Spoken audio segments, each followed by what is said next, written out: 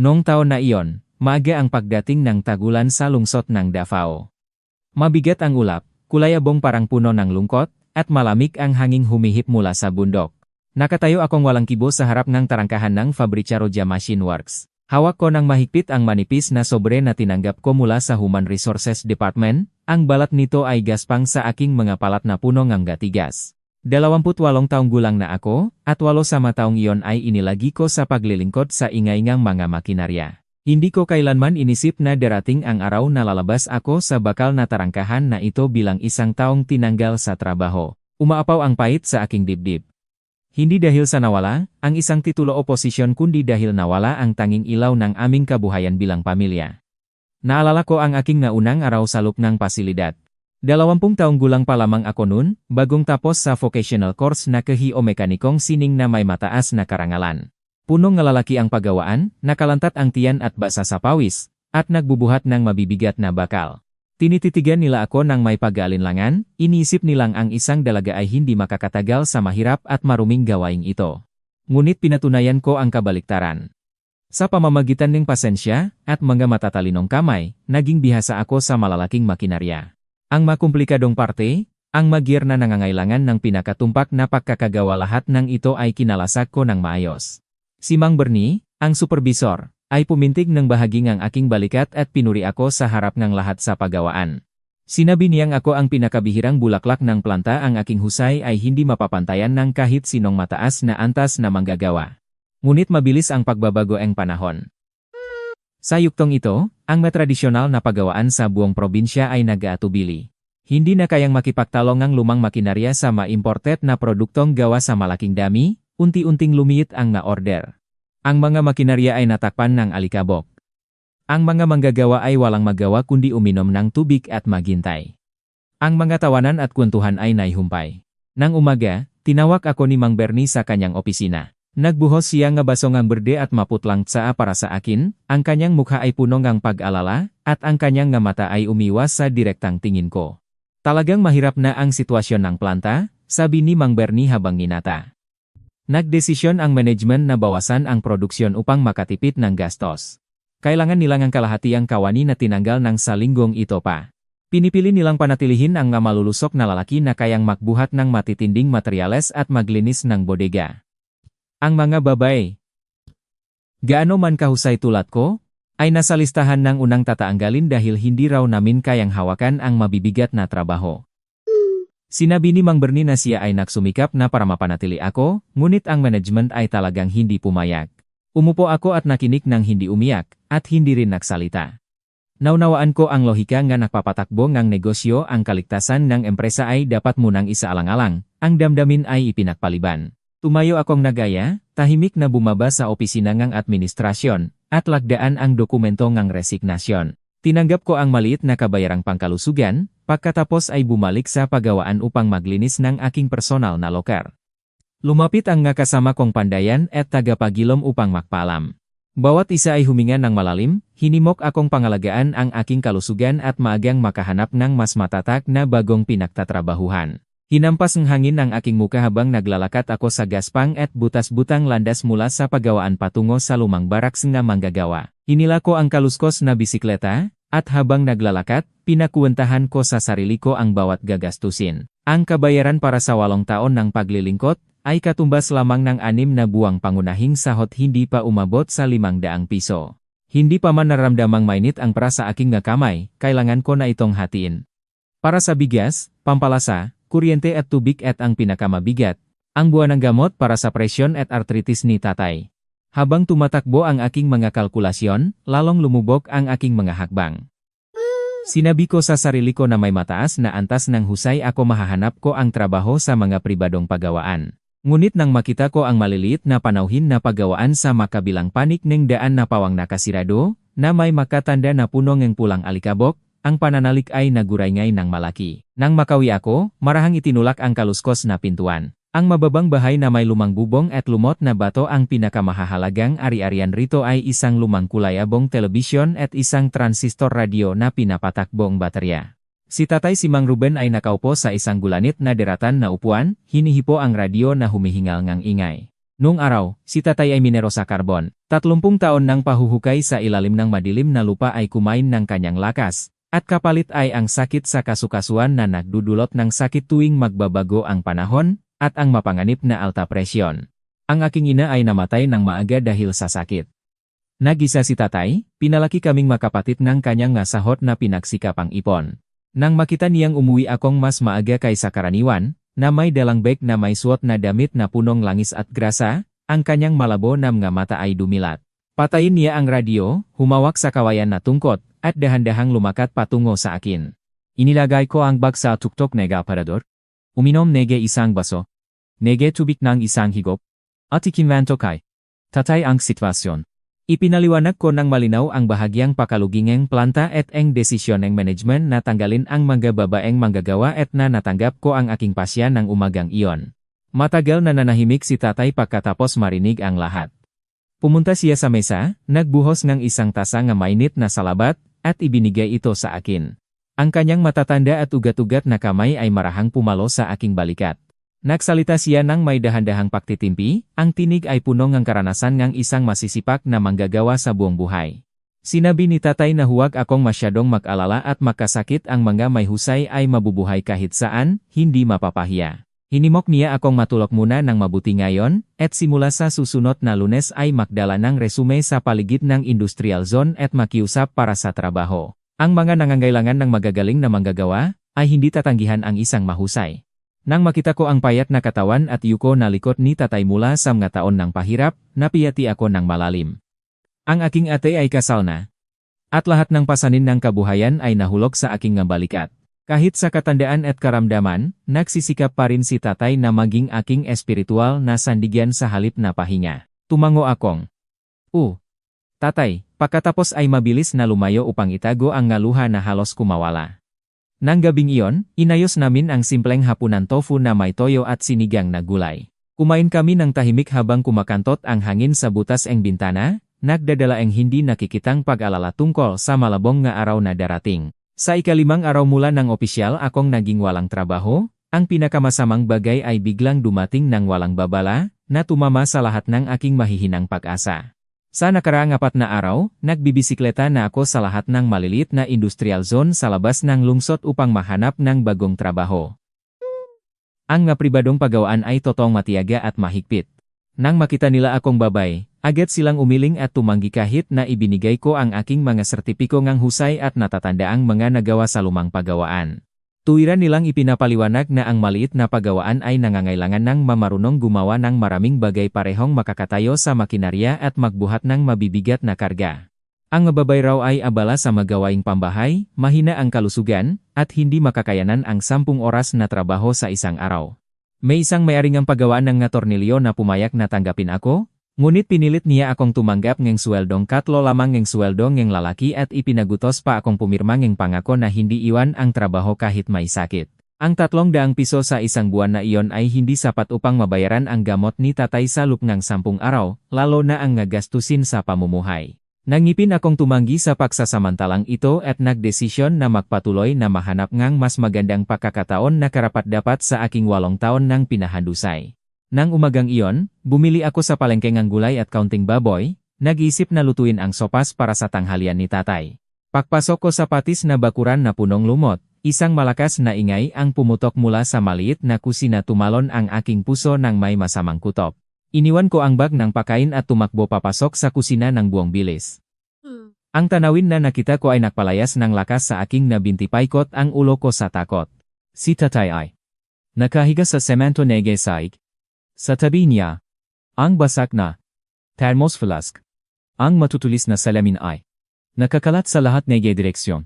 Ang mapusyaw na tubig ay umaapaw at halo-halo sa dugong tumatulo mula sa noni tatay na nagidededos sa dingding. Lumuhod ako, hinawakan ang kanyang balikat at paulit-ulit na tinawag, ngunit hindi siya sumagot. Sarado ang kanyang nga mata, maputla ang mukha, may bulas sa bibig, mahina at pautol-utol ang hininga, lahat ito ay nagpapahayag ng matinding panganib. Nagpayak akong malakas sa pintuan at tumakbo palabas ng eskinita para humingi ng tulong sa mga kapitbahay. Napalat, si Manong Chiriaco, ang punong tangkilik ng barangay, ay kakagaling lamang mula sa pagpupulong at narinig ang aking sigaw. Nakita ang mapanganib na sitwasyon, Agad niyang tinawagan ang ilang malakas na kabataang lalaki sa kapitbahayan upang buhatin si tatay sa motorsiklo at matulin silang nagpunta sa ospital walang pag-aalinlangan. Ang ospital ay puno ng na pasyente at mga kamag-anak. Ang ilang emergency room ay kumikislap, nagpapahayag ng matinding tensyon. Ang ganars ay agad na itinulak si tatay sa operating room. Umupo akong nakayukong nasa labas ng koridor, ang dalawang kamay ay makasamang nakakapit, pawisan, at tahimik na nagdarasal sa puong may kapal na ingatan ang aking tatay. Pagkalipas ng halos kalahating oras, lumabas ang doktor mula sa intensive care unit, ang mukha niya ay totong seryoso. Kinalap niya ako sa kanyang opisina upang talakayin ang kondisyon ng pasyente. Binuksan ng doktor ang CT scan sa screen, itinuro ang puting marka na kalat sa utak. Ipinaabot niya na si tatay ay nakaroon ng malawak na pagdurugo ng utak dahil sa biglang pagtaas ng presyon. Ang kondisyon ay kritikal, ang namuong dugo ay pumipiga sa sentral na nerbio. Kailangan agad ang operasyon upang alisin ang namuong dugo at bawasan ang presyon. Kung maantala pang isang oras, mamamatay ang nasululang utak at ang kamatayan ay magiging tiyak. Pagkatapos na maunawaan ko ang lahat ng panganib at pumirma sa dokumento ng pahintulot ng may nanginginig na makamay, ibinigay sa akin ng nurse ang papel ng bayad. Nang makita ko ang numero, pansamantalang nawalan ako ang pandinig sa matinding pagkabigla. Ang halaga ay napakalaki para sa aking kalagayan, 50,000 piso, halos 4 na beses ang kabuwang kabayarang natanggap ko ng ilang araw lamang ang nakakaraan. Nagmamadaling umuwi ako gamit ang bisikletang isang kakilala, binungkal ang kailaliman ng aparador, inubos ang ipon, natipon ang lahat ng pera ngunit hindi pa rin umabot sa 15,000 piso ang lahat. Walang saysay ang parang hawak ko sa mga sandaling iyon, hindi sapat upang iligtas ang aking minamahal na tatay na nakahihintay ng kamatayan. Walang ibang paraan, kinulong ko ang bahay, hinila ang aking sirasirang bisikleta, at nagpabilis patungo sa marangyang kapitbahayan sa kabilang panig ng lungsod, kung saan nakatira ang aking ate na si Elena sa kasaganaan. Isang middle-aged na katulong ang nagbukas ang tarangkahan. Tinitigan niya ako mula ulo hanggang paa bago mahinahong binuksan ang rektasyon. Pumasok ako sa salangang bahay ni Ate Elena nang may mabigat na puso. Ang malaking bahay ay puno ng mahaling muebles na may eskultura nga gila at mga bulaklak malinaw na nagpapakita ng yamanan. Mula sa kusina, umaangat ang amoy ng nilaga na may halong pampalasa kumpara sa simpleng tofu na aming hapunan. Ang aking bayaw na si Boyet ay nakaupo nang nakataas ang isang paa sa makinang na sopa na imported, hawak ang mangkok ng kanin, ang mamata ay nakadikit sa malaking LCD TV na nagpapalabas ng ulat tungkol sa stock market. Nang makita akong pumasok, huminto siya sa pagkain at ngumiti ng bahagya, isang ngiti na halos hindi tunay. Bumati siya sa akin ng ilang salitang formal, ngunit nang lumipas ang kanyang mga mata sa aking suot na damit na pabrika na may punit sa siko at lupang sapatos, ang ngiti ay agad na nawala. Inilagay niya ng malakas ang mangkok, umupo ng tuwid, at naghintay na magsalita ako. Nagtakbo si Ate Elena mula sa kusina, hawak pa rin ang sandok at nang makita ang aking namumutlang mukha, binitawan niya ang sandok, tumakbo at hinawakan ang aking manggakamay. May nangyari bang masamang bagay? Tanong niya. Pinigilan ko ang paghihip ng boses at inibigyan ko ang buot ng nyari na hulog si tatay, nakadugo sa utak, nasa emergency room na siya at naghihintay ng operasyon, ngunit hindi ko kayang bayaran ang kailangan. Lumingon ako kay Boyet at nagsalita ng malinaw at tiyak. Sinabi ko na kami ay nasa pinakamatinding kahirapan na ang buhay ni tatay ay bibilangin na sa oras at minuto. Umaasang mawa sila bilang mga kamag-anak at pahiram ng pera para sa operasyon, na isusulat ko sa papel na may interes na katulad ng bangko, at ibabalik ko ang lahat ng wala ni sentimo na kulang. Nakinig si Boyet, pagkatapos ay dahan-dahang kumuha ng mahal na tsa, uminom ng isang higop, at nagsimulang mak-analisa ng may mataas at mapakmalaking tinik tulad ng isang mayaman na nakuturo sa isang mahirap. Sinabi niyang ang pagdurugo ang utak ng matatanda ay parang hukay na walang ilalim, kahit makano ang ilagay, hindi ito mapupuno. Nangangatwiran siya ng malamig na ang operasyon ay may napakabababang posibilidad ng kaligtasan, at kung mapalat at mabuhay, ang epekto ay magiging lubhang mabigat, mahihinang makalayo sa kama, mangangailangan ng araw-araw na pag-alaga. Inirekomenda niya sa akin na huwag nang mag-aksayang hiniram na para sa isang bagay na walang pag-asa, mas mabuting kunin na lamang si tatay at ihanda ang huling pagtanggap, upang mapagaan ang dalawang panig. Nang marinig ko ang malupit at malamig na mga salitang ito mula sa lalaking tinatawag na tatay si tatay, natigil ako at hindi makapagsalita. Tumayo si Ate Elena at umiyak ng malakas. Hinawakan niya ang damit ni Boyet, nakiusap na pumunta sa bangko at kunin ang ipon upang mailigtas si tatay. Umiyak siyang sinabi na ang pera ay maaring muli pang makuha, ngunit ang amang nagsilang sa kanya ay hindi na mababawi kapak nawala. Galit na sinigawan ni Boyet si Ate Elena na tumahimik. Pinagalitan niya ang aking kapatid bilang makitit ang isip at maikling pag-isip na hindi maalam mag-isip para sa pamilya, at saka ay gumagamit lamang ng parangang asawa para sa pamilya niya. Pagkatapos, tumayo si Boyet, hinila ang kanyang mahal na pitaka mula sa bulsa, at dahan-dahang inilabas ang isang 500 pisong tala at pinalo ito sa mesa ng may maingay na dagok. Sinabi niyang ito lamang ang kaya niyang gawin para lang bumili ng gatas para kay tatay sa ospital. Para sa 10 o 20,000 piso, tiyak na hindi niya papayagan. Tumingin ako sa nagisang 500 pisong tala sa ibabaw ngang mesa nakaramdam ngang matinding kirot sa dibdib, tulad ng isang di nakikitang kamay na pumipigya ngang puso ko. Tumingin akong diretso sa aroganteng muka ni Boyet, at nagsalita ng may tigas na boses na tumatahan sa buong sala. Tuwiran kong tinanggihan ang perang iyon. Sinabi ko ng malinaw. Si tatay ang nagsilang sa akin, at ako mismo ang maghanap ng paraan upang iligtas siya anuman ang halaga. Hindi ko gustong abalahin ang mahalagang pera ni Boyet. Kahit hawak ni Ate Elena ang aking braso at umiyak, mahinahong inalis ko ang kanyang kamay at lumabas ng tuwid mula sa mayaman ngunit walang pusong tahanang iyon. Sa labas, itinuon ko ang mukha ko sa maulap na langit at pinigilan ang luha. Sinabi ko sa sarili ko, kailangan kong maging matatag. Naghihintay si tatay sa hangganan ng buhay at kamatayan. Bumalik ako sa ospital. Ang maulap na salamin na pintuan ng emergency room ay nakasirado pa rin walang sinang ng liwanag. Ang katahimikan ay bumabalot sa mahabang koridor. Sandalan ko ang malamig na guhit na pader, kinagat ko ang aking labi hanggang sa dumugo upang mapigilan ang manakapiksa na iyak na halos lumabas sa lalamunan. Ang panahon. Sa sandaling ito, ay mas mahalaga kaysa ginto at pilak para sa aming mag-ama. Walang silbi ang pag-iyak ngayon. Nangisda akong lakas, at kinuha ang aking bakasing telepono na may gas-gas na screen, at nagsimulang tumawag sa mga dating katrabaho sa Fabrica Roja. Ang unang tinawagan ko ay si Manong Bobby, nangunguna sa grupo ng mekaniko at elektrisidad. Siya ay walang asawa, mapagbigay at matapang. Nang marinig niya ang balita na si tatay ay naghihintay ng operasyon sa utak at kailangan ng praagad, si Manong Bobby ay hindi nagtatanong. Agad siyang humiram ng motorsiklo ngang bantay at tumakbo papunta sa ospital at siniksik sa aking kamay ang 2,000 pisong ipon mula sa kanyang pensyon na kakakuha lamang niya ng umaga. Sinabi niya sa akin na huwag mag-alala, at bayaran lamang ang operasyon ni tatay kapag may trabaho na ako, ibabalik ko sa kanya ng walang pag-agap. Sumunod sina Ate Carmen mula sa bodega, si Marichel mula sa opisina ng kainan, at si Kuya Rene, isang mataas na antas na welder na kasal-kasal pa lamang nong nakaraang buwan. Isa-isa silang nagmamadaling dumating sa ospital at pinaabot sa aking mga kamay ang pera mula sa kanilang sariling pawis. May nagbigay ng 500, may 1,000 piso. May isa na hanggang 200 piso lang ang natitira para sa pamimili ay hindi nag-atubiling ibigay ang lahat. Ang magugulong na tala, ang ngalumang pera na may punit na gilit nagdadala ng init ng puso mga maralitang manggagawa, tapat na natipon. Hawak ang dimayos na bunton ng pera ng iba't ibang halaga, puno ang aking puso ng pagpapasalamat. Salamat sa pagmamahal ng mga kaibigan at sa kabuwang kabayarang tinanggap ko, nakaipon ako ng sapat upang may bayad ang malaking paunang bayad. Nang matakpan ang lahat ng formalidad, ang operasyon sa utak ni tatay ay opisyal na nagsimula. 6 na matagal na oras ang lumipas. Umupo akong nakayuko sa bakal na upuan sa labas ng operating room, hindi kumukurap ang nga mata ko mula sa pulang ilaw ngang silit. Nang lumipas ang pulang ilaw at naging berde, bumukas ang pinto at lumabas ang pangunahing siruhano ng may mukha na pagod at puno ng pawis. Inalis niya ang kanyang mask, at pinalmas ang aking balikat, at ibinigay ang nakatutuwa at kapansin-pansing balita, ang operasyon ay matagumpay ng higit sa inaasahan. Ang malaking dugo ay naalis, nakalaya ang presyon, at napananatili ang mahina ngunit buhay na buhay ni tatay.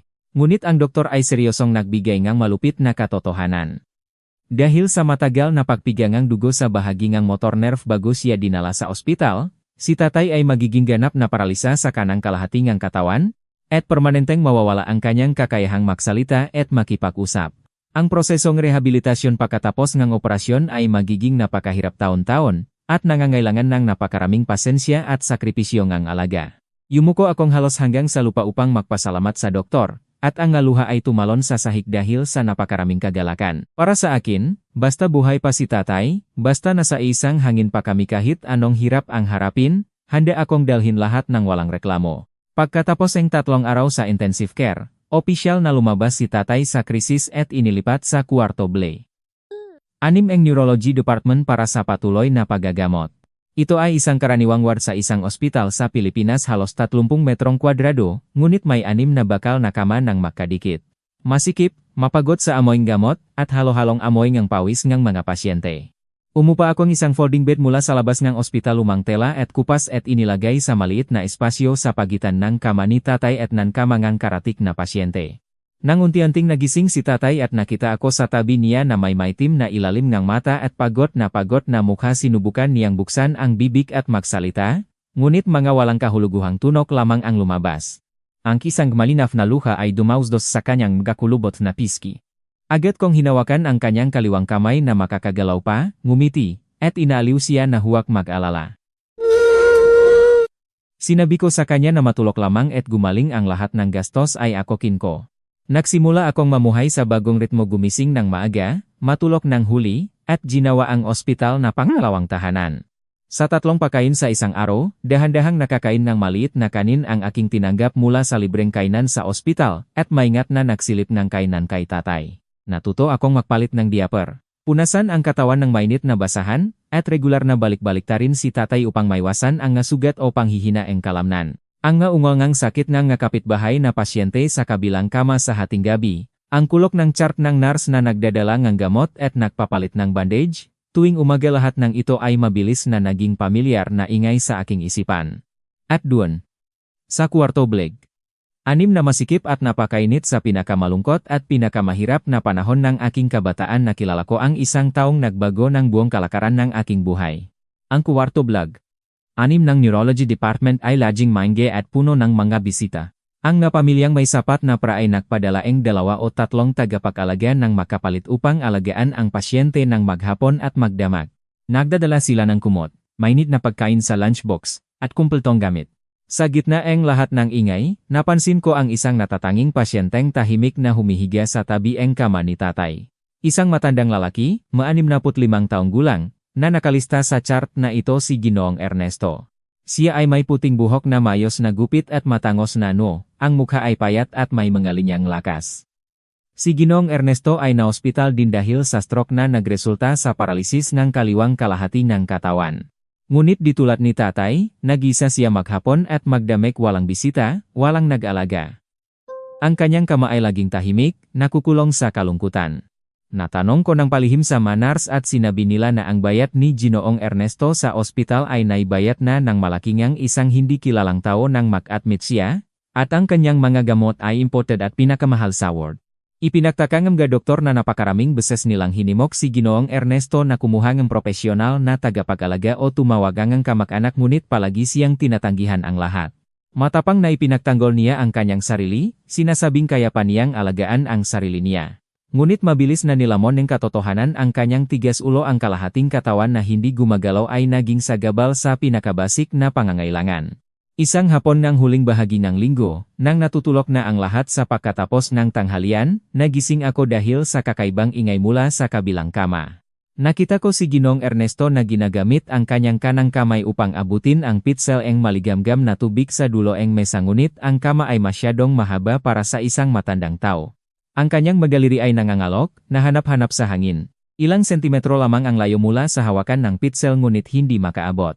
Sinubukan niya ng paulit-ulit, pawis ang noo, ang mukha ay kinurot ngang sakit ng kalamnan. Sa kalaunan, bumaksak siya sa kutson at huminga ng malalim ng pagod at pagtitiis. Ang nalabi niya ay tuyo at nabalatan, ang mata ay nakatingin sa kisame puno ng kalungkutan. Ang tanawin ay parang matalas na karayom na tumasik sa aking puso. Lumingon ako kay tatay na natutulog sa tabi niya, pagkatapos ay muling tumingin kay Ginoong Ernesto. Naisip ko, kung ang nahirapang humihiga diyan ay hindi si Ginoong Ernesto kundi ang aking sariling tatay? Kung si tatay ay inabando na rin ng nag-isa, walang mag-alaga, walang magbibigay ng isang baso ang tubig sa oras ng uhaw, gaano ito kawaawa? Ang likas na pagmamahal sa kapwa na nasa loob ko ay bumangon ng malakas, hindi na napigilan. Naalala ko ang masalita ng aking tatay mula nang maliit pa kami. Kapag nakita mo ang taong nangangailangan, tulungan mo sila sa anumang paraan na kaya mo. Kahit isang basong tubig pag-abot ng tulong sa nangangailangan ay nagdudulot ng biyaya. Tumayo akong dahan-dahan mula sa aking folding bed, lumakat ng maingat patungo sa kama ni Ginoong Ernesto. Kinuha ko ang plastik na baso sa mesa. Inibuhos ng maligamgam na tubig, at itinaas ang ulo niya ng kaunti mula sa unan, pagkatapos ay mabuting inilagay ang baso sa kanyang bibig upang makainom siya. Sa una, nagulat si Ginoong Ernesto at halos itaboy ang aking kamay ngunit pinawi ang uhaw ang kanyang pagtatanggol. Matahimik, niyang uminom na gagos ang mainit na tubig sa lalamunan niya at pinawi ang pagkatuyo. Nang maubusan ng tubig ang baso, bahagyang yumuko siya bilang pasasalamat, at mahirap na nagsalita ngang salamat ng bahagyang paos. Ngumiti akong tahimik, maingat na tinuwid ang kanyang kumot, at bumalik sa aking lugar. Ang maliit at tila hindi sinasadyang, gawain ito ang siyang opisyal na simula ngang tahimik ngunit matatag na ugnayan sa pagitan ngang dalawang estranghero sa sulok ngang ospital na puno ngang kirot at aral tungkol sa buhay. Mula ng gabi niyang pagbibigay ng tubig, nagsimula akong mas maging mapakmasit sa mga pag-aatubili sa pang-araw-araw na pamumuhay ni Ginoong Ernesto. Nakita ko siyang nakulit ng pahirapan na kumain ng tinapay na malamig at tuyo. Nakita ko siyang nagtatangkang gumulong ng nag-isa upang hindi manigas ang likod. Nakita ko siyang naghahanap-hanap ng bedpan mula sa ilalim ng kama gamit ang isang kamay. Ang lahat na ito ay umalingaw-ngaw sa aking isipan ng buong hapon. Kinabukasan, nang makita kong mas maliwanag at mayos ang mukha ni tatay at nakain na niya ng marami kaysa karaniwan, nagdesisyon akong pumunta sa palengke ng maaga bumili ng pinakamagandang tadiang ng baboy, kaunting bigas at monggo at maingat na niluto ang isang malaking palayok ng malapot na lugaw. Nang tumunok ang bell para sa tanghalian, maingat na sinandok ko ang malaking bahagi para kay tatay at siyang pinakain. Ang nalabi ay inilabas sa isang maliit na mangkok, binuhusan ng sibuyas at sariwa pang paminta, at mabuting dinala ko sa kama ni Ginoong Ernesto. Ang matanda ay nakahiga na nakasara ang nga mata ng lapitan ko na may dalang mainit na lugaw. Nagulat siyang nakita akong naghahandok nito. Nangumiti akong mahinahon, at ipinaalam ko sa kanya na mas mabuting kumain ng maligamgam at malalambot para sa isang may sakit ang tinapay ay masyadong matigas para sa nagpapagaling na tiyan. Nagalinlangan si Ginoong Ernesto sa isang sandali ngunit kumulo ang lalamunan niya nang nakita ang lugaw at dahan-dahang iniabot ang kamay at tinanggap ang mangkok. Maingat siyang kumain na namasdan ang maligamgam na sabaw na dumaan sa lalamunan at pinawi ang lamig ng matagal na pagkakasakit at kalungkutan. Mula sa bahaging iyon, ang makapal na panlabas na pader ni Ginoong Ernesto ay mukhang naguho na. Isa-isang inaalagaan ko na rin siya nang hindi ko hinihiling ang anumang kapalit. Tuwing magbubuhat ng tabo ang tubig para linisin si tatay, nagbubuhat din ako ang isa para kay Ginoong Ernesto. Tuwing ibabalik-balik ko si tatay para maiwasan ang sores, ibabalik-balik ko rin ang katandaan sa kabilang kama at marahang pinupukpok ang kanyang likod. Sa bawat kainan, nang matapos na kainan si tatay, tumutulong din ako kay Ginoong Ernesto na hatiin ang pagkain at buksan ang gatong. Sa simula, napahiyang si Ginoong Ernesto at madalas niyang itinataboy ang aking tulong laging sinasabing bata pa ako at huwag nang mag-abala sa gawain ng iba. Ngunit sa harap ng aking walang pagod na kusanglop na pagtulong, unti-unting tinanggap niya ito ng may kinahihiyang ngiti. Bukod sa mga konkretong tulong, si Ginoong Ernesto na karaniwan ay tahimik ay minsan ay nakukwento tungkol sa mga halaman at bonsai na mahal niya sa bahay, upang may pasaya rin si tatay sa kabilang kama. Ngunit ang aking aktibong pagtulong ay mabilis na nakakit ng pansin ng mga tao sa kwarto vlog. 6. Ang ilan ay nakpuri sa akin bilang mapakmahal at mabuting anak ngunit hindi rin kulang ang mga mapanulasikang salita. Ang mataba at maingay na ate sa kama Black. 3 ay madalas na nagsasabi ng malakas, na parang nag-uusap lamang sa kapwa. Sa panahon ngayon, sino namang mag-asikasong iba ng mas maigi pa kaysa sariling tatay? Tiyak na anak ng mayamang direktor yan, at itong babaeng ito ay nagpapeke ng kabutihan para kumita ng gantimpala kapag dumating ang anak. Lahat ng mga salitang ito ay nakarating sa aking pandinig. Nasaktan ang aking pagpapahalaga sa sarili bilang isang manggagawa. Ngunit pinili ko ang tahimik na pagtitis, hindi ako nakipagtalo, hindi nakpaliwanag sa mga taong ito. Alam ko na malinis ang aking budi, ginawa ko ang lahat mula sa tunay na pagmamalasakit sa kapwa, hindi dahil sa pag-asang matanggap ng kabayaran.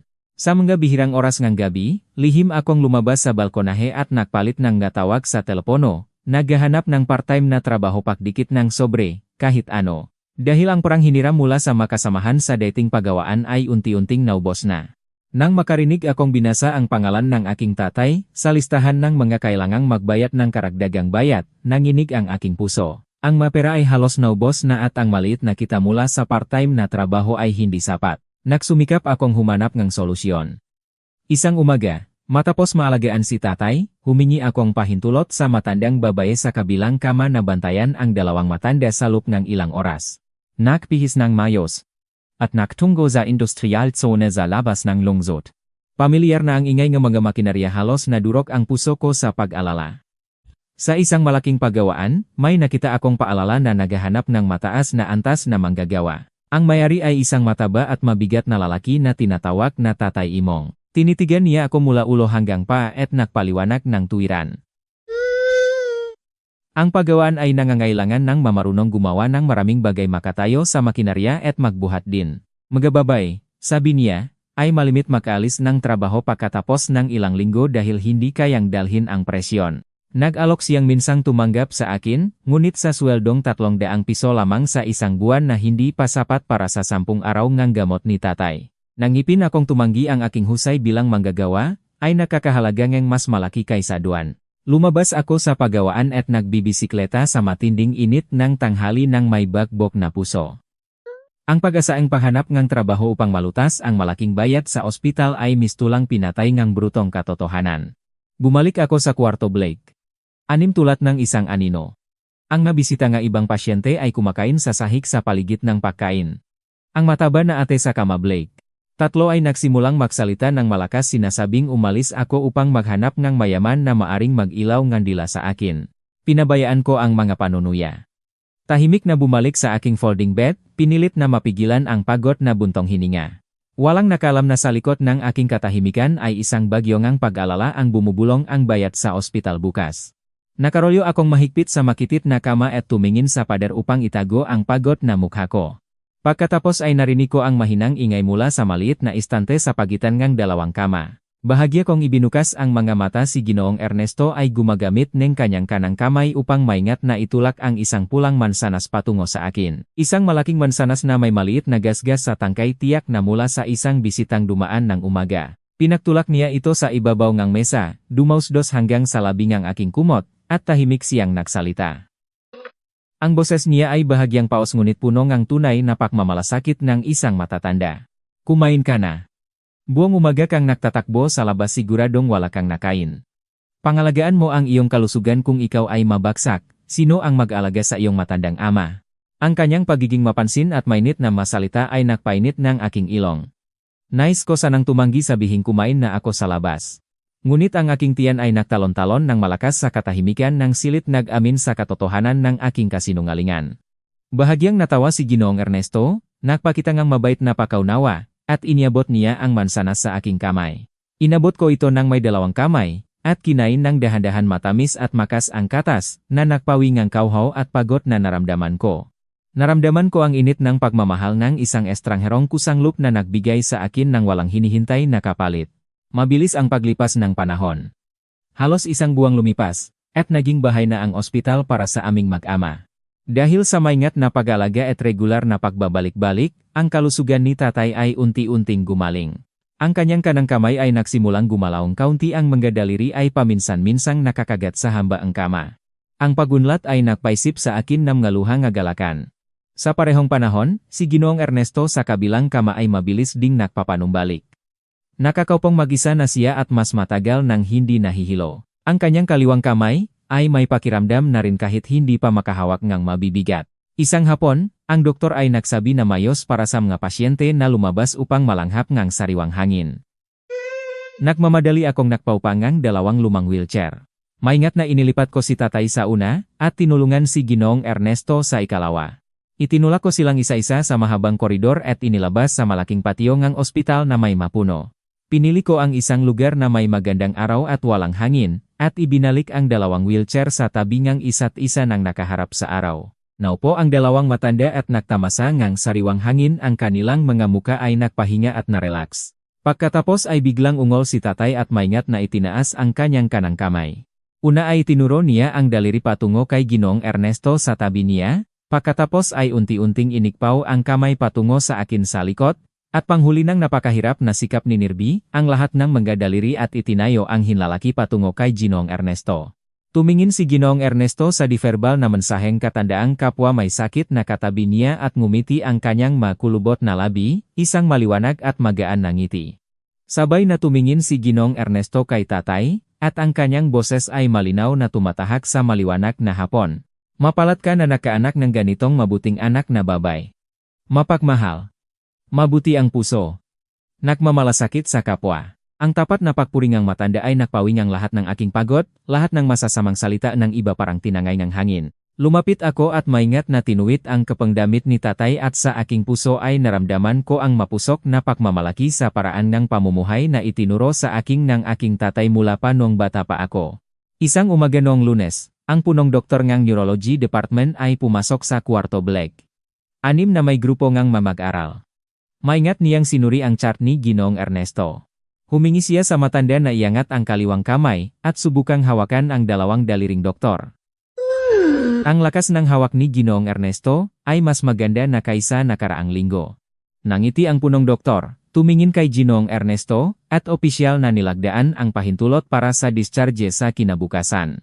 Pagkatapos nege, operasyon ay makatatapos siya sa physical therapy sa bahay at muling makakalakat ng normal.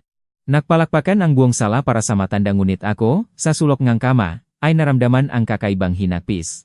Halos 1 buwan akong nag-aalaga kay Ginoong Ernesto mula sa pinakamaliit na gawain na yon ay iwan niya ang lugar na ito. Tiyak na magiging malaking kawalan ang kanyang kawalan. Tinitingnan ko siyang nagupak ng kaunting gamit, at sinabi sa sarili ko na dapat akong masaya dahil gumaling siya, ito ay isang magandang bagay. Nang gabing iyon, pagkatapos ng gawain ay tahimik na nakmamaniobra ang folding bed ko nang sabay na tinawag ako ni Ginoong Ernesto. Umupo ka dito, sabay tayong mag-usap. Tumingin siya sa akin ng magilas at mapag-isip. Tuwiran siyang nagtanong. Saan ko kinukuha ang pera para sa bayad sa ospital nang halos 1 buwan na wala akong trabaho? Sinabi niya na huwag na akong magtago, kinokontrol niya ang bawat araw ng kanyang buhay. At sa simpleng pagmamasit ng aking pagkain at pag-usap sa telepono sa balkonahe sa hating gabi, nalalaman na niya ang lahat. Napahiya ako, yumuko. Ang aking pagmamalaki bilang isang mahusay na manggagawa ay hindi nagpapahintulot sa aking magreklamo ng kahirapan upang humanap ng simpatya. Pinilit akong ngumiti at sumagot ng matibay. Sinabi ko sa kanya na may ate akong kasal sa isang matagumpay na kontraktor sa konstruksyon at na sila ang nag-ayos ng lahat. Nagpapagawa lang daw ako ng konting ekstra para may gawin ng mga kamay. Huminga ng malalim si Ginoong Ernesto at hindi na nakpatuloy sa pakikipag-usap. Sinabi lamang niya na hihintayin niya ang kanyang anak na lalaki mula sa Mindanao kinabukasan at gustong personal na magpasalamat ang anak sa akin. Sa kinabukasan, punong ingay ang kuwarto bleg. 6. Maingat naming tinalupan ang damit ni Ginoong Ernesto at ibinabalik sa departamento. Habang pinapakainin ko si tatayang giniling na lugaw, biglang bumukas ang pintuan. Pumasok ng mabilis ang isang estrangherong lalaki mata 35 taong gulang, mataas at malusok, nakasuot ng mayos na gray na jacket, may salamin, at may muha na pagod ngunit puno ng pagmamahal. Ang lalaki si Gabriel, ang tanging anak ni Ginoong Ernesto, ay lumuhod sa lupa at hinawakan ang kamay ng ama, ang boses niya ay puno ng pagsisisi. Ipinaliwanag ni Gabriel na siya ay nasa Cagayan de Oro na nag-ayos ang kontrata para sa pagpapalawak ang pabrika ang makinarya nang mahulog ang kanyang telepono sa tubig at nasira ang screen. Ang proyekto ay nasa kritikal na yugto ng pagtanggap ang makinarya kaya ganap siyang nawalan ang komunikasyon sa pamilya sa probinsya. Nang naayos na ang telepono at nalaman ang nangyari na ang kanyang ama ay nasa ospital at nasa bingit ng kamatayan, agad siyang nagtakbo, bumili ng pinakamaagang flight, at nagmaneho ng tuwid mula sa airport patungo sa ospital. 1 buwan kang nalakpasan ko, iyak ni Gabriel. Paumanhin. Tatay. Ang buong sala ay tahimik at naantik sa tanawin ng muling pagkikita ng ama at anak. Pagkatapos ang kanilang emosyonal na paghaharap, kumukuha si Gabriel ang maiksi ngunit makapal na sobre mula sa kanyang bag. Maingat niyang inihandog ito sa kanyang tatay gamit ang 2 kamay para sa natitirang bayad sa ospital at para sa pagbibiyahe pag-uwi. Ngunit tinanggihan ito ng ganap ni Ginoong Ernesto. Ang kanyang mukha ay naging seryoso, ang kilay ay nakagapos. Pagkatapos ng matagal na katahimikan, dahan-dahang itinuro niya ang kanyang kanang daliri una patungo sa aking tatay sa tabi niya, pagkatapos ay patungo sa akin na nakatayo sa gilid. Nagtaas ang tinik ni Ginoong Ernesto, malinaw at sapat para marinig nga nasa labas ng pintuan. Ang pera na yan, hindi para sa akin. Ang buhay ko ay naligtas hindi dahil sa perang yan. Salop ngalos 1 buwan, habang ikaw ay wala, ang babaeng iyon ang nagbigay sa akin ng bawat subo ang lugaw nang ako'y nagugutom. Siya ang nagpaligo, nagtapon ng dumi, at nagpabalik-balik sa akin nang hindi nag-iisip ng karumal-dumal. Inalagaan niya ako ng mas maingat at mas may puso kaysa isang tunay na anak na may dugong nakmumula sa aking katawan. Ang masalita ni Ginoong Ernesto ay parang malaking batong inihagis sa tahimik na tubig, nagdulot ng matinding pagkagulat sa lahat. Namutla ang mataba na ate sa kama Black. 3. Nang maalala ang masamang salita na sinabi niya dati. Nagulat si Gabriel. Tumingin siyang maingat sa aking payat na katawan, sa punit na work clothes na may mansa ng langgis, at sa aking tatay sa kabilang kama.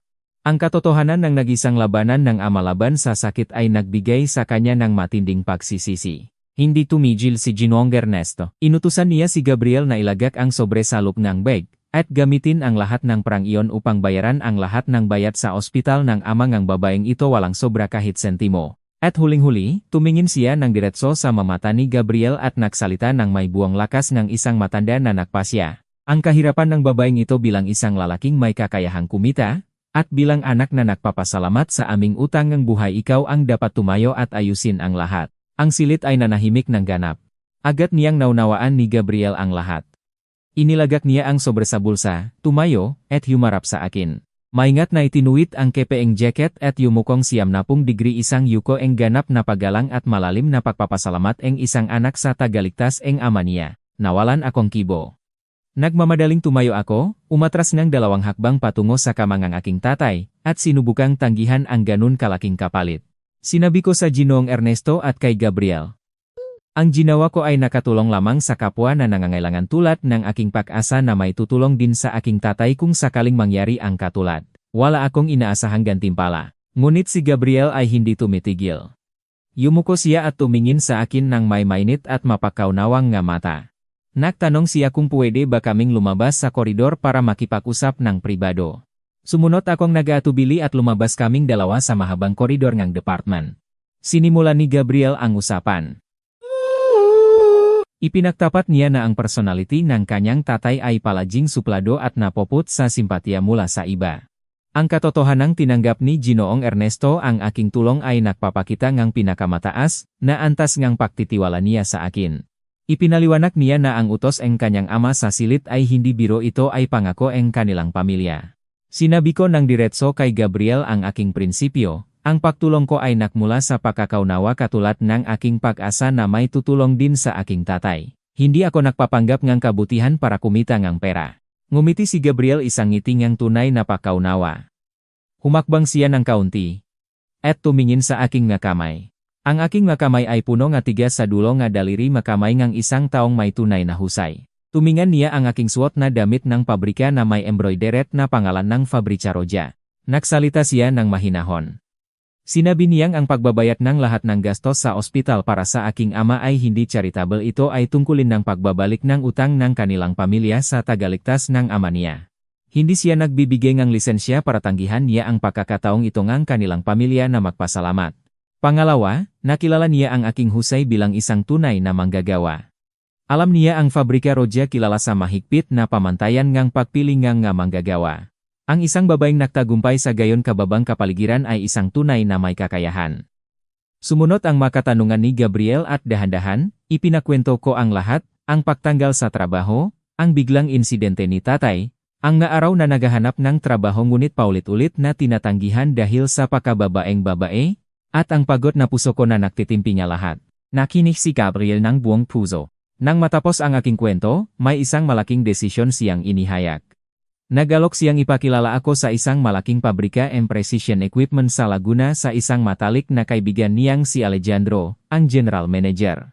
Ang pabrika ay nagpapalawak ng production line para sa exported parts at naghahanap ng mga mahusay na manggagawa. Garantisado ang mataas na sweldo, libreng dormitoryo para sa mga empleyado, at walang diskriminasyon batay sa kasarian. Ang pagtatasa ay batay sa kalidad ng trabaho.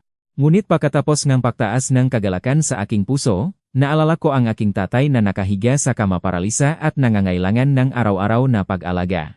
Yumuko akong tumingin sa aking kupas na sapatos, ang boses ay punong pigati. Hindi ko kayang iwan si tatay para pumunta sa trabaho sa malayo. Kailangan niyang tuloy-tuloy na pag-alaga. Hindi nawindang si Gabriel. Inihayag niya ang isang praktikal na solusyon. Gagamitin niya ang pera na iniutos ng kanyang ama upang bayaran ang lahat ng gastos sa ospital ni tatay at maghahanap rin siya ng pinakamapagkatiwalaang rehabilitation center at profesional na tagapag-alaga upang manatili kasama ni tatay habang wala ako. Lahat ng bayad ay siya ang mag-ayos buwanan. Ituring mong patas na palitan ito, sabi ni Gabriel. Tinutulungan kita ng aking pamilya dahil may utang kaming ang buhay sa iyo. At gagamitin mo ang iyong husay upang makatulong sa pabrika ng aking kaibigan. Parehong napakikinabangan. Ang pagiging maingat ni Gabriel sa pagpiling niyang salitang palitan hindi tulong o kawanggawa ay ganap na pinangalagaan ang aking pagmamalaki bilang isang manggagawa. Ang maluhan na matagal, na pinagtitimpi mula sa mga araw ng pagdurusa ay bumaksak sa aking napisngi. Yumuko akong umo at sa aking puso ay nangako ako sa sarili ko na gagamitin ko ang lahat ng aking lakas at talino upang patunayan na ang kanyang desisyon ngayon ay tama. Nang hapon na iyon, ang malagim na kapaligiran ng kwarto Blake. Anim ay mistulang nawala. Pagkatapos ng pag-usap, agad na tinawagan ni Gabriel ang kanyang opisina at nakpadala ang isang batang empleyado na dala ang mga dokumentong nakatatak na ang pula mula sa billing department ang buong utang ni tatay ay binayaran na. Wala ni sentimong kulang. 2 oras pa lamang ang lumipas nang dumating si Ate Chora, isang babae na halos 50 taong gulang na may bag ng kagamitan. Siya ay isang profesional na tagapag-alaga na inupahan ni Gabriel. Mayos at mabilis niyang nilinis si tatay gamit ang mga bihasa at maingat na galaw. Kasabay nito, dumating din si Guro Thomas, isang kilalang physical therapist at nagsimulang gabayan si tatay sa mga pangunahing paggalaw upang mapukaw ang nerbiyo. Ang lahat ng ito ay nakita ng mga tao sa sala ng may pagtataka at admiration. Nang kinabukasan, kumpleto na ang discharge ni Ginoong Ernesto. Nagmaneho si Gabriel ng laking SUV sa harap ng ospital upang sundulin ang kanyang ama. Dahan-dahan ngunit matibay, lumakat si Ginoong Ernesto patungo sa kama ni tatay gamit ang kanyang tungkot at hawak kamay ang kama. Hinawakan ang kamay ni tatay dalawang matandang lalaki na naranasan ang bingit ng kamatayan at ngumiti sa isa't isa. Ipinayo ni Ginoong Ernesto kay tatay na kumain ng mabuti at sundin ang physical therapist upang makakalakad rin siya ng maganda. Si tatay ay hindi makapagsalita, ungo lamang at paulit-ulit na pag-ango, nagpapakita ng pagpapahalaga. Habang nag-aalaga ng pagpapaalam ang dalawang matanda, lumapit si Gabriel sa tabi ko. Bigla niyang inilabas ang isang kahon na nakabuo ng plastik, isang bagong smartphone. Nagtatalon ako at agad na tinanggihan. Naibayat na ang ospital, sobra na ito. Pinigilan ni Gabriel ang aking kamay at seryosong nakpaliwanag.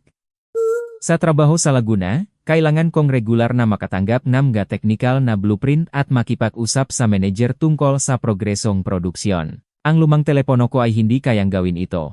Ito ay kagamitan sa trabaho, hindi regalo, sabi niya. Ibinibigay ngang kumpanya bago ka pa magsimula. Ang paliwanag niya ay ganap na sinira ang aking pagtanggi. Dahan-dahan kong tinanggap ang kahon at maingat na inilagay sa aking bag, punong walang katulad na pagpapasalamat. Habang unti-unting umalis ang sasakyan ni Gabriel, inibaba ni Ginoong Ernesto ang bintana at humumpay sa akin ng huling beses. Ang sasakyan ay nawala sa likod ng mga puno opisyal na nagtapos ang pinakamalungkot at pinakamahirap na kabanatang ng aming buhay sa ospital. Ang araw ng taglamig ay sumilip sa bintana. Si tatay ay tumingin sa nasasalat na sasakyan, isang luha ang dumausdos sa pisngi niya. Sa kanyang nanginginig na daliri, isinulat niya ang masalita sa palat ng aking kamay. Huwag mong kalimutan ang iyong mga tagapagligtas. Pagsikapan mong suklian ang utang na ito sa pamamagitan ng iyong sariling kabaitan sa iba. Ang balita ng biglang pagdating ng isang matulunging tauhan na nagbayad ng lahat ng gastos ay mabilis na kumalat. Sa loob ng 2 araw matapos umuwi si Ginoong Ernesto, dumating si Boyet sa pintuan ng kwarto Blake. 6 puno nga ngangiti at dalang basket ng prutas na halos malanta na ang tangkay. Naiba siya ngayon hindi na makapangyarihan at mapalalo. Nagmamadaling naupo sa dulo ng upuan at nagtapon ng masayang usapan, puring pinuri si tatay at kinausap siya ng may pagpapahalaga. Nang hindi sumagot si tatay at lumingon sa pader, inilipat ni Boyet ang atensyon sa akin. Humina ang boses niya at nagsimulang magtanong na balitaan daw niya ang direktor ng paggawaan ng makinarya na nagbayat ng ospital. Nais niyang makuha ang numero ng telepono ni Gabriel upang makipagkaibigan, baka mayroon pa siyang proyekto sa konstruksyon. Tumingin ako sa muka ni Boyet, ang mukhang taong minsan ay pinalo sa mesa ang 500 pisong bilang tulong. Ang galit sa aking loop ay napigilan ngunit nagpapakita sa aking tinig. Malinaw kong sinabi sa kanya, nung panahon na pinakakailangan ko ang tulong, sinabi niya sa akin na ang sakit ng aking tatay ay parang hukay na walang ilalim. Kaya bakit siya nagdadala ng mga prutas sa hukay na iyon ngayon? Ang numero ni Gabriel ay para sa aking trabaho hindi instrumento para mahanap ang aking bayaw ang proyekto. Namutla si Boyet, kinuha ang basket ngang prutas, at mabilis na umalis sa ilalim ngang ngatitig ngang gataong nasa paligid. Nang gabing iyon, tumawag si Ate Elena iyak at iyak. Hiniling niya sa akin ang tawad dahil hindi niya napigilan ang gawing ngang asawa. Hinimok ko siyang huwag mag-alala ang lahat ng pinakamahirap na bahagi ay tapos na. Ngayon ay kaya ko nang harapin ang kinabukasan. Isang buwan ang lumipas mula nang malutas ang lahat. Salamat sa profesional na pag-alaga ni Ate Cora at sa rehabilitasyon kasama si Guro Thomas, ang kalusugan ni tatay ay kahangahangang gumaling. Pinahintulutan siyang umuwi at ipagpatuloy ang paggamot bilang outpatient. Si Ate Cora ay isang mapagkakatiwalaang babae, hindi lamang inaalagaan ang pagkain at tulog ni tatay kundi nililinisan din ang bahay. Nang makita ko na tunay na matatak ang pamilya, tinupad ko ang aking pangako. Tinangnan ko ang tiket ng bus na naireserba ni Gabriel noong nakaraang linggo, inimpake ang ilang work clothes at mga teknikal na libro sa aking kupas na backpack. Nang umaga ang pag-alis, nakatayo akong hinawakan si tatay sa gitna ng bakuran. Si tatay ay may luha sa mga mata at palo ang balikat ko mag-ingat sa daan. Sa bagong lugar, maging mapagpakumbaba at matuto. Tumango akong matatag, sinuklay ang backpack sa balikat, at lumakat palabas ngang makitit na daanan. Sumakay sa pinakamaagang bus patungo sa estasyon, at hawak ang mahal na tiket pumunta sa Laguna na puno nginit at hangin. Nagsimulang ang bagong buhay. 3 oras ang biyahe ng bus at inkomute ko sa terminal ng Calamba agad na tinanggap ang mainit at maliwanag na kalikasan ng Timok Luzon, kumpara sa umanot na lamig ng Davao. Pagbaba ko sa terminal at lumabas sa exit, may isang lalaki na nagtataas ng cardboard na may pangalan ko. Siya si Alejandro, ang matalik na kaibigan ni Gabriel at general manager ng pabrika. Ang personal na pag-abot niya sa isang bagong manggagawa ay nagpapahayag ng kanyang pagpapahalaga at nagpawala ng bahagi ng aking kababilang baguhan.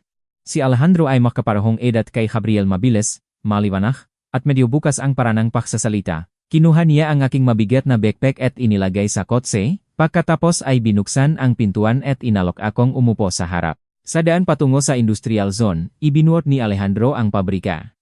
Ang paggawaan ay nasa kritikal na yugto ng produksyon ng nga exported parts. Lahat ng makinarya ay 3 shift na walang pahinga.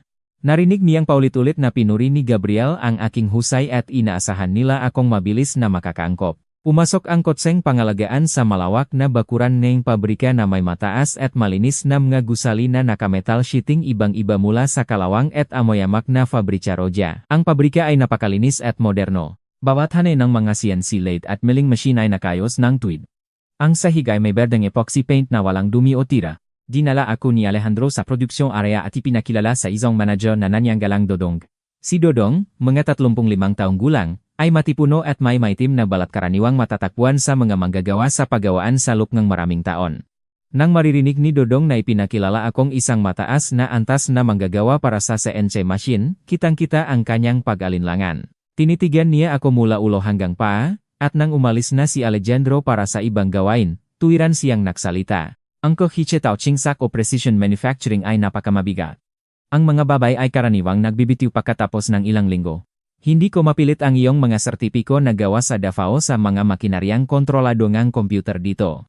Inihayag niya na ibibigay sa akin ang 1 linggong subukan sa pinakalumang CNC lathe sa sulok ng paggawaan.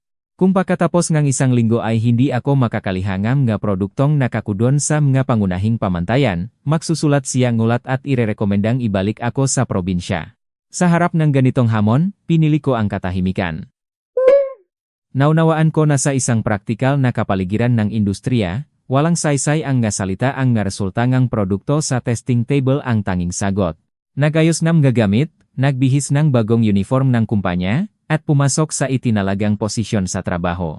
Sa harap ng CNC latte na may board ng kontrol na puno ng mga English button at komplikadong coordinate screen, hindi ako natakot. 8 taon ng pagsasanay sa tradisyonal na makinarya ay nagbigay sa akin ng natatanging kakayahang makini sa ingay ngang paghihiwa ng metal at ritmo ngang pag-ikot ng spindle. Ngunit upang lubos na makontrol ang CNC, kailangan kong programming. Inilaan ko ang lahat ng oras sa pakatuto. Sa tanghalian ay mabilis akong kumain ng box meal sa lilim ng puno sa labas ng paggawaan at agad na bumalik upang pag-aralan ang manual. Pagkatapos ngang shift, nang ang lahat ay naghihilamos at nagpapahinga, humingi ako ngang pahintulot ng gwardiya na manatili para sa 2 karagdagang oras upang mag-practice ngang pag-set up ng coordinates. Sa katapusan ngang linggo, lumabas ako upang bumili ng mga teknikal na libro sa malalaking bookstore sa lungsod, at kinopya ko ng kamay ang bawat linya ngode. Unti-unti, ang aking pagsisikap ay nagsimulang makitang iba. Ngunit si Dodong ay nanatiling may hawak na braso habang minamasdan ang lahat ng aking ginagawa ng may mahigpit na tingin. Sa ikalawang linggo ngang aking trabaho sa pabrika ng Laguna, ang lahat ng walang pagod na pagsasanay ko sa CNC programming ay nagsimulang magbunga. Isang umaga ngang Lunes, nakatanggap ang grupo ngang technical na blueprint para sa pagliha ng isang mataas na antas na transmission shaft para sa mamakina ngang export tractors. Ito ay isang napakahirap na bahagi, na nangangailangan ng ganap na perpektong surface finish at napakaliit na tolerance deviation. Maraming bihasa at nakaranasang manggagawang lalaki sa grupo ay tumanggi dahil sa takot na masisira ang mahal na alloy steel billet. Pumunta si Dodong na may blueprint at tumingan ang lahat. Sa huli, huminto siya sa harap ng aking workstation at inilagay ang papel. Handa ka ba? Tanong niya ng may hamon. Tahimik na kinuha ko ang blueprint. Maingat na sinuri ang groove structure, bevel angle, at shaft diameter. Mabilis na kinalkula ang toolpath sa isip at yumuko ng bahagya. Oh, tatanggapin ko ito. Isang buong umaga ang inilaan ko upang muling-giling ang lahat ng cutting tools upang ang bawat cutting angle ay angkop sa tigas ng alloy steel. Pinrogram ko ng personal ang machine. Maingat na inilagay ang billet sa hydraulic chuck. At paulit-ulit na sinuri ang concentricity gamit ang dial gauge hanggang sa perpekto ang alignment. Nang nagsimulang maghuni ng maayos ang CNC lathe, ang matutulis na cutting tool ay maingat na kumukuha ng bawat patong ng billet at lumilikha ng maliwanag na spiral chips. Nakatayo akong seryoso, nakatingin sa screen nang hindi kumikislap. Pinaksama ang CNC programming calculations at ang karanasan ng isang manggagawa na dumanas ng maraming taon ng pagsasanay. Nang matapos ang unang batch 20 transmission shafts, lahat ay nakayos ng mayos sa plastic tray. Ang QC inspector ay nagdala ng electronic micrometer at nagsimulang suring ang bawat piraso. Pagkatapos ngang maingat na pagsukat sa lahat ng 20 produkto, tumingin siya sa akin ng may nagtatakang nga mata at ibinahagi sa buong grupo. Lahat ng batch ng kapatid na babaeng bagong manggagawa ay 100% pass. Ang surface finish at mga dimensyon ng tolerance ay nasa perpektong punto ngang blueprint, walang ni isang piraso na may depekto. Si Dodong ay nakinig sa ulat at unti-unting nagrelax ang mukha niya. Kinuha niya mismo ang electronic caliper at sinubok ang isang random na piraso. Hawak ang perpektong metal na piraso, si Dodong ay ganap na natalong aking kasanayan. Maingat siyang naglakad patungo sa akin, bahagyang tapik sa balikat, at tuwiran siyang nag-amin. Nakmali ako. Dinali-dali ang aking pakatol sa isang babaeng manggagawa. Paumanhin. Mula nun, si Dodong ay opisyal na nag-atas sa akin bilang team leader ngang pinakakritikal at pinakamahirap na mga export orders. Ang unang sweldo ay napadala sa aking bank card at nang makita ko ang kabuuan ng basic pay kasama ang production bonus, tibok-tibok ang dibdib ko sa kagalakan. 5 beses ang halaga kaysa sa aking pinakamataas na kita sa lumang pagawaan sa Davao. Nag-withdraw ako ng cash. Nagtabi ng malit para sa sariling gastos. At inilipat ang malaking bahagi sa bank account ni Ate Cora upang bayaran ang rehabilitation center at ang buwanang pag-alaga kay tatay. Kahit inayos na ni Gabriel ang lahat nun, ngayon na may sapat na kita ako, nais kong personal na buuin ang responsibilidad na ito. Unti-unting naging regular ang aking buhay sa malayo. Ang trabaho ay abala mula umaga hanggang gabi, ngunit ang kagalakan ng pagiging tunay na manggagawa ay nagbibigay sa akin ng walang limitasyong lakas. 6 na buwan ang lumipas, at naharap ang pabrika sa isang seryosong teknikal na problema. Isang batch ng manipis na alloy billet para sa aviation industry ay paulit-ulit na nababaluktot at nasasagod kapag inilalagay sa hydraulic chuck ng CNC lathe. Si Dodong at ang pinakabihasangin, pangkat ay nakpulong ng 3 araw at gabi at naktangkang baguhin ang iba't ibang clamping force parameters sa software, ngunit hindi natutukoy ang problema. Nakita ko ang lahat habang nagtatrabaho. Nagdesisyon akong kumatok sa silid ng pulong at humingi ng pahintulot na subukan ang isang lumang manual na pamamaraan. Hiniling ko sa pabrika ang manipis na tansosit at maingat na kinurbat at inilalagay sa loop ng chokjaw upang may kalat ang presyon ng hydraulic at hindi mabago ang hugis ng manipis na billet. Kasabay nito, personal ko ring nirebisa ang program upang mabawasan ang cutting angle at baguhin ang coolant spray method mula sa stream patungo sa mist. Agad na tumigil ang deformation. Ang mamanipis at mahinhin na bahagi ay naliha ng perpekto at tumpak ayon sa blueprint. Ang nagtrabaho akong nalutas ng seryosong teknikal na problema ay mabilis na nakarating sa punong direkto na si Alejandro. Sa susunod na pulong sa umaga, personal niyang pinuri ako sa harap ngang lahat ng empleyado, nagbigay ngang malaking cash bonus, at pinomote ng espesyal na lampas sa regular na proseso. Nang gabing iyon, tumanggap ako ng tawag mula kay Gabriel. Palagi akong nagtitiwala sa kakayahan ng aking ama na humusga ngang tao, sabi niya ng may tawa. At hindi mo siya binigo. Ang nasalitangang pagpaparangal ni Gabriel ay nagpapalakas ng aking loob sa landas ng pagsisikap sa pamamagitan ng aking sariling na kamay. 2 taon ang lumipas mula nang magsimula akong magtrabaho sa pabrikang Laguna. Salamat sa aking kakayahang basahin ang mga blueprint at pamunuan ang mga batang manggagawa, paulit-ulit akong na-promote ng management. Mula sa posisyon ng team leader, opisyal na itinalaga ako bilang Deputy Technical Director ng buong pabrika kapalit ng posisyon ni Dodong. Si Dodong mismo. Salamat sa aking malaking tulong sa pagkumpleto ng mga production targets ng export. Ay na-promote ng parent company bilang plant director ng bagong second facility. Ang malalaking manggagawa na nagduda sa aking kakayahan nun ay lahat ngayon ay sumusunod sa lahat ng aking technical na rekomendasyon. Dahil sapat na ang aking kita at nakapon na ang malaking halaga, ang unang bagay na ginawa ko ay humanap ng isang magandang apartment sa lungsod malalapit sa pabrika, may sapat na silit at maliit na terasa na punong araw. Nagalis ako ng pahingangang 3 araw at pumunta sa Davao upang sunduin si tatay at isama siya sa Laguna.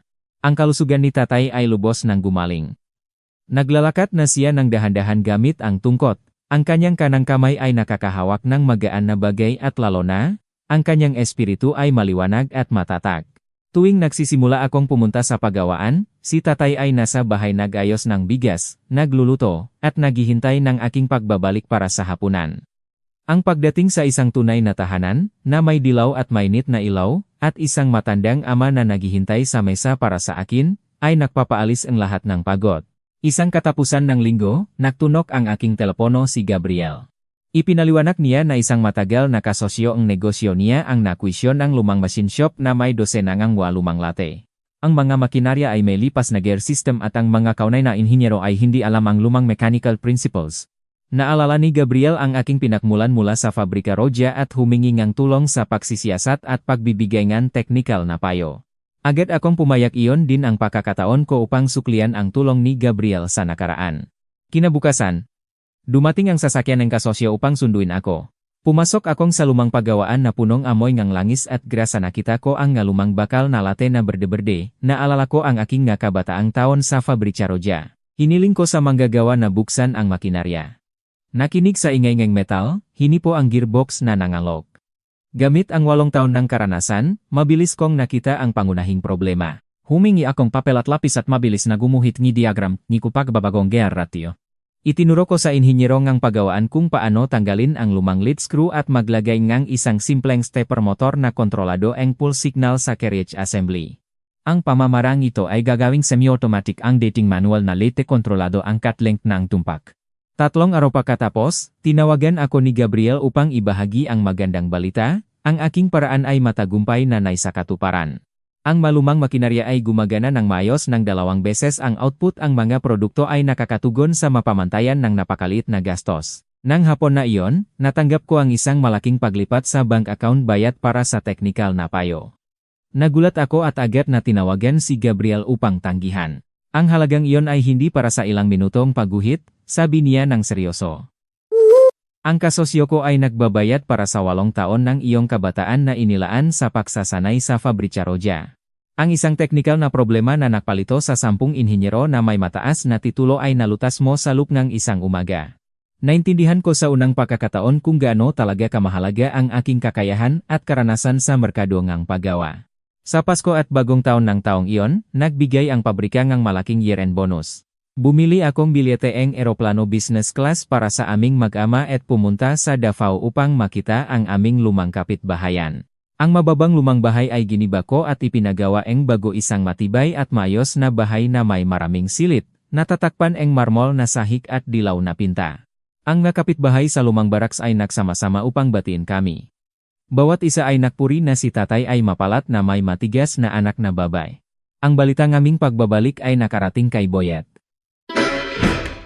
Isang araw bago ang bagong taon, dumating siya kasama si Ate Elena dala ang mamahaling prutas at alak. Magkaiba na ang kanyang ugali na kayo kong dumating, maingat na inalis ang sapatos bago pumasok, at tahimik na umupo sa dulong upuan. Paulit-ulit niyang ibinuhos ngang saa para kay tatay, ngumiti ng palakaibigan, at puri-puri ang aking tagumpay. Pagkatapos, dahan-dahan niyang hiniling na itanggap ang isang kamag-anak niya bilang empleyado sa Laguna. Tumingin ako sa pagbabago ng kanyang ugali ngunit wala akong galit. Sa napakaraming pagsubok at buwis na binayaran ko sa ibang lugar, naging mas mapagpigil at mapagpatawad na ang aking puso. Tahimik na tinanggap ko ang basket ngang prutas at inilagay sa mesa ngang pagpupugay. Mahinahon ngunit tiyak na tinanggihan ko ang kanyang kahilingan ang kumpanya sa Laguna ay nagtatanggal ngam ga-empleyado sa pamamagitan ng mahigpit na pagsubok ngang kasanayan. Bilang manager, dapat akong sumunod sa mapatakaran at hindi maaring magpasok ngang kamag-anak. Si Boyet ay bahagyang namutlang ngunit hindi sumagot, at gumawa lamang ngang ngiti. Sa hating gabi ngang bagong taon, si tatay ay nanot ngang programa sa bagong manipis na telebisyon, paminsan-minsan ay tumatawa. Gumawa ako ngang mainit na gingertiya, lumabas sa trasa, at tinitingnan ang ma-fireworks na sumabog sa kalangitan. Saka ko binutasan ang telepono at tinawagan ang numero ni Gabriel upang mag-alok ngang maligayang bagong taon. Ang sagot mula sa kabilang panig ay hindi si Gabriel kundi ang boses ng matanda. Matanda? At maliwanag ang tinig ni Ginoong Ernesto. Masayang ibinalita niya ang kanyang kalusugan tuwing umaga ay naglalakad siya sa paligid ng park. Maingat siyang nagtanong sa kalusugan ni tatay at binigyang ayo akong regular na sukatin ang presyon nege tatay sa malamig na panahon. Bago tapusin ang tawag, bumaba ang boses ni Ginoong Ernesto at nagsalita ng malinaw.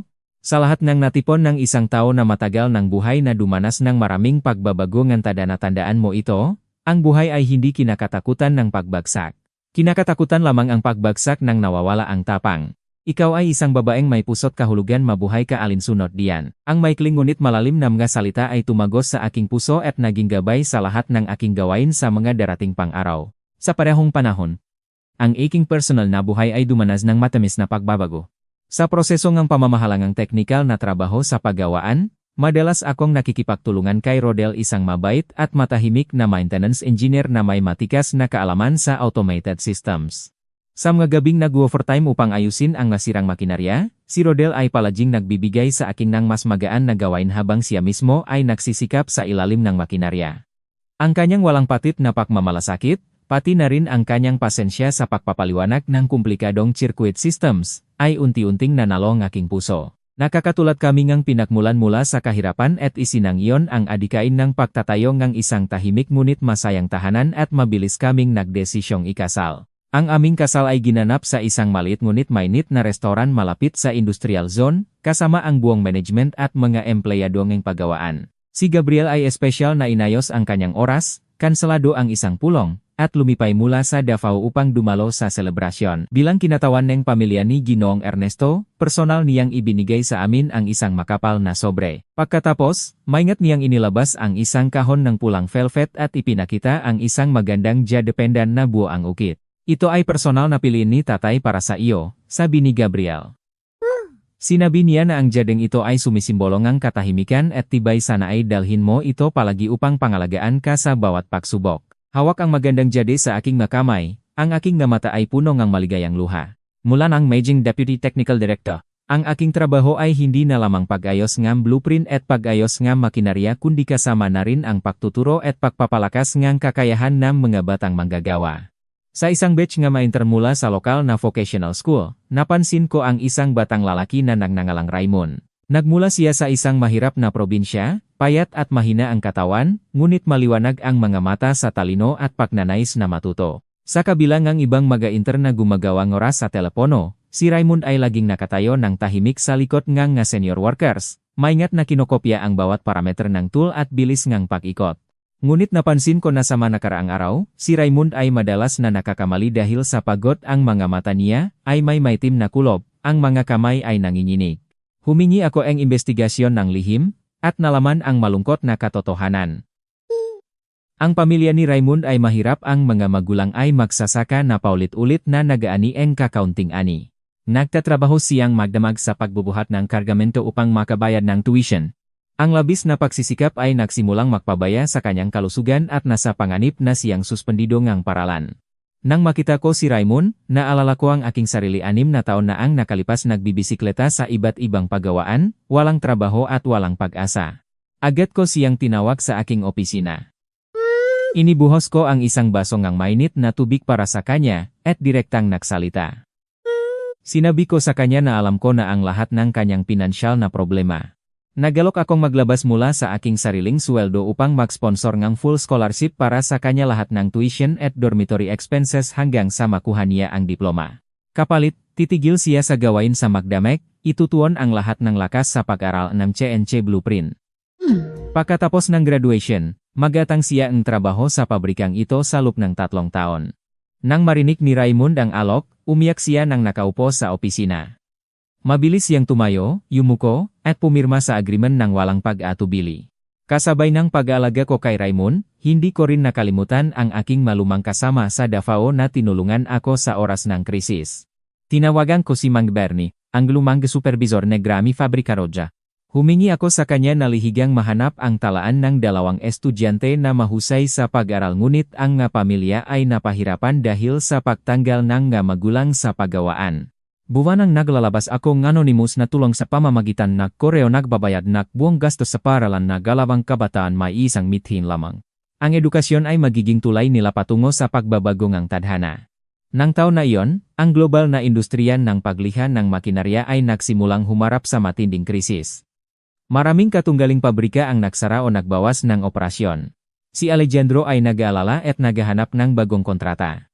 Sa gitna ng krisis, biglang natanggap ng kumpanya ang pagkakataon na makisa sa isang bid para gumawa ng isang espesyal na molde para sa isang malaking grupo ng kumpanya ng sasakyan, isang kontrata na kung matanggap ay magbibigay ng eksklusibong deal ng 5 taon at magiging suporta para sa mahigit 300 empleyado. Ang hamon ay ang blueprint ng molde ay napakasimuha, ang tolerance sa pagitan ng nabahagi ay napakahalaga, at ang mga internal cooling channels ay dapat naganap na sarado upang mapigilan ang pagpasok ng hinsa metal. 2 beses na nasubukan ang prototype, at 2 beses na nabigo dahil sa deformasyon ng init sa mataas na bilis na CNC milling. Sa harap ng napakalaking presyon, tumayo ako at personal na nangununa sa research sa buong proseso mula sa simula. Kasama si Rodel at si Raymond, nakulong kami sa design room at kumain room ng 1 linggo. Maingat kong muling kinalkula ang thermal expansion ng alloy steel. Ganap na binago ang disenyo ng cooling channel. Naglagay ng internal network ng kulan sa loob ng molde sa halip na lamang sa ibabaw. Ang ikatlong pagsubok ay naganap sa harap ng buong board. Nang ang huling piraso ng molde ay nasubok sa 3D coordinate machine. Ang lahat ng specifications ay ganap na nakayon sa blueprint, walang ni 0.001 mm na deviation. Ang perpektong molde ay kinumbinsi ang mahigpit na evaluation committee ng Grupo N Sasakyan at opisyal na naibigay ang kontratang nagpapalakas at nagligtas sa pabrika. Ang gabi ng huling award ceremony ng pabrika ay ginanap sa pinakamalaking conference center ng Laguna. Ang silit ay puno ng kumikinang na ilaw. Nakaupong si tatay nakasuot ni mayos na purple na polo shirt sa upuan ning karanggalan malapit sa entablado na may kasama si Rodel na nakangkiti. Si Raymond ay nasa ibabaw din, paulit-ulit na pumapalong ang palakpak. Pagkatapos ng selebrasyon, si Alejandro ay tumayo sa entablado at ibinalita ang kinalabasang ng taon. Pagkatapos, sinabi niya na may isang lihim na nais niyang ibahagi.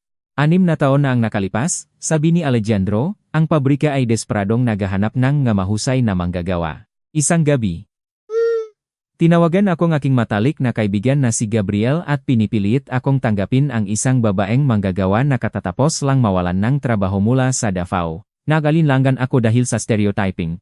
Ngunit kinumbinsi ako ni Gabriel ng isang dahilang hindi kaunay sa teknikal na kakayahan. Nakwento siya sa akin ng isang babaeng desperado at nagugutom ngunit handang gumising ng maaga upang subo-subo ang lugaw sa isang matatandang lalaki na estrangherong nakahiga ng nag-isa sa ospital walang hinihingi kahit 1 piso. Sinabi ni Alejandro sa harap ng buong sali. Ang taong may ganitong kalooban ay tiyak na gagawa ng tumpak na trabaho at hindi kailanman gagawa ng masama laban sa kanyang budi. Inanyayahan niya akong umakyat sa entablado upang tumanggap ng parangal bilang pinakamahusay na empleyadong taon. Ang palakpakan ay lumagitik ng malakas sa buong silit. Umakyat ako sa pulang karpateng hagdan, dinadala ang isang puno ng pakmamalaki sa dibdib. Tinanggap ko ang tropeo mula kay Alain. Ibinaba ko ang mata sa una hilera si tatay na naluluhan ng may kagalakan, si Rodel na nakatingin sa akin ng may pakmamahal, si Raymond na pumapalong palakpak ng walang sawang pagod. Nagsalita ako ng malinaw, tapat, at buong puso. Ibinabahagi ko ang pinakamalungkot na yugto ng aking buhay ng saradong tarangkahan ng lumang paggawaan sa aking harap, nang nakaratay ang aking tatay sa pagitan ng buhay at kamatayan, at nang ang pinahiram na pera ay naubos na. Ngunit sa gitna ng kadiliman, Ang pagpapanatili ang mapakatiwalaang makamay ang paggawa at ang mabuting ugali ay naging aking pinakaliwanag na ilaw. Ang kabutihan na ibinibigay natin ay maaring hindi agad na ibabalik sa atin, sabi ko, ngunit ang mga butong kabaitan na itatanim natin sa lupa ay hindi kailanman mawawala at walang palaya. Maasahan ang husay upang mabuhay. Ang malinis na puso ang nagpapahintulot sa atin na mabuhay ng matagal. Yumuko akong malalim upang magpasalamat sa pamilya ni Ginoong Ernesto at kay Gabriel na dumating tulad ng isang balsang nagliligtas sa pinakamasama at pinakamapanganib na panahon. Nagpasalamat sa management ng pabrika na nagtanggal ng stereotyping at nagbigay ng patas na pagkakataon. At panghuli, hawak ng matatag ang tropeo, nangako akong patuloy na gagamitin ang aking talino, karanasan, at pagmamahal upang gabayan ang mga batang manggagawa sa daan ng tagumpay. Ang mahirap na kwento ng aking buhay ay opisyal na nagsarado sa halos walang katapusang palakpakan. Ngumiti akong maliwanag, bumaba sa entablado, at tumakbo patungo sa pagmamahal ng aking pamilya handa sa lahat ng maliwanag na araw na darating.